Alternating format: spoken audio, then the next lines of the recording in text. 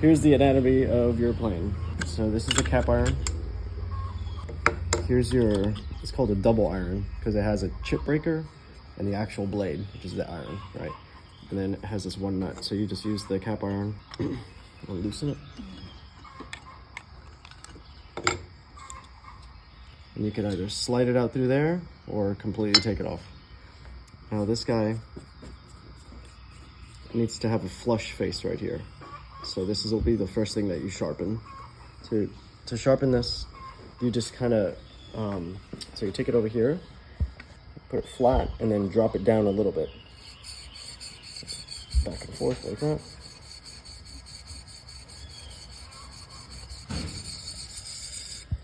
And it'll have a small burr. You just come and take it and flip the burr a little bit. One more time. And that's pretty much all you need. And you're just looking for like a flush, shiny face on there. That's all. Now this guy is like a regular chisel, except just a little bit different. But you actually also give these a camber. And a camber is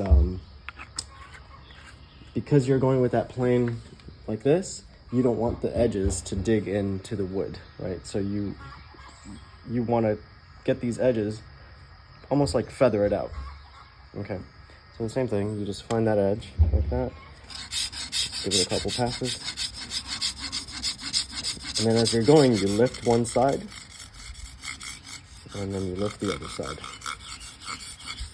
And it's more effective when you're doing it like on a rougher stone, but it's still, kind of gets the job done. And the more and more you do it, the more of a camber, like the more times you sharpen it, the more of a camber you're gonna get.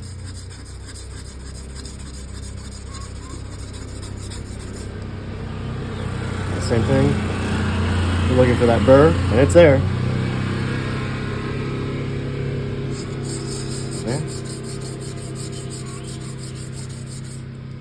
You flip that burr, it's completely gone.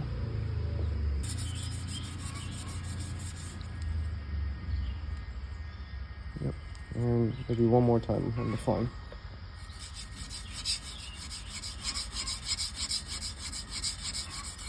Lift it to the camber. One time. So if you get your iron in, you see all that black stuff on the back? Mm-hmm. That's usually pitting from rust or whatever. So just make sure it's not towards the very end of the cutting edge. But the problem that you'll have with pitting is that it'll cause indentations that penetrate to the other side. And so it'll leave these streaks, like really deep gouges in it. And so it's not such a big deal for this, but if you're doing like, furniture stuff, yeah. And so, yeah, the same thing, you're just gonna take it on there and you can almost round it. And all you're really trying to do is polish and get that burr off of there. And you can see it's really polished in that sucker. That's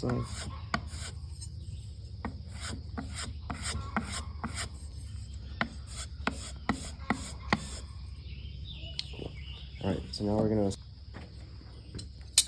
where you put it definitely makes a difference. You don't put it that far away. So this is pretty much where you want to set it, like 1.5 millimeters or so away. And if the plane is not working properly, it's probably because this distance is wrong. So like that's too close, that's too far. Like somewhere in between. It's finicky, but, and what that does is it, so you finally get your nut, put it on there, and of course, when you put your nut on there and you start to tighten it, it'll move that thing. So naturally, you got to go back and adjust a little bit. Okay, and then finally, just take your cap iron once again, tighten it. Yeah, should be good. And when you put it in there, just make sure it fits. That nut has a hole for it to go into. And this cap iron goes in. It should go in pretty smooth. If not, then this nut is too tight. So then you pull the iron back and push the cap iron down and flick this lever. And that's nice and tight now.